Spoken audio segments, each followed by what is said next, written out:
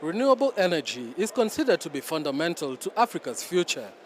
The continent is forecasted to be home to 2 billion people by 2050 and meeting the need with sustainable sources of modern energy for consumption and production will be essential for the continent's socio-economic development.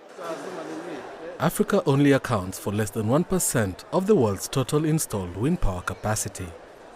However, there are reasons to be optimistic about the potential that lies on the continent.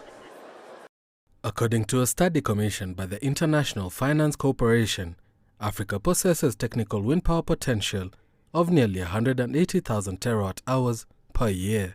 This is enough to meet the entire continent's electricity demands 250 times over. And one of the things we look at in Africa is that we're not deconstructing our energy system. Apart from a few countries who have a bit more established energy systems, we're really starting from scratch. So when you talk about a transition or a leapfrog, there's not a lot to transition from. We're trying to get 600 million people with electricity, access to electricity. So we don't have to deconstruct systems to build new sustainable green ones. Despite the immense promise of the energy transition, Africa received only 2% of global renewable energy investments in the last 2 decades. According to the International Energy Agency, investments in emerging markets needs to be multiplied by more than 7, from less than $150 billion in 2021 to over $1 trillion. This would put the world on track to reach net zero emissions by 2050. We will need to make sure that we have a system that can enable the integration of renewable into that. And all of that requires huge amount of investments, political will from the governments, and really capacity to structure deals in a proper manner.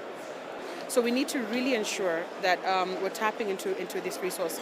What the government can do is to enable to create an enabling environment. And what that means is that they have consistent policies in place that make it very easy to replicate big projects consistently over time. And what I mean by this is, like in South Africa, there's a REIPPP program, the procurement program that is used. That was very successful. Climate change is putting Africa's energy systems at risk of disruption.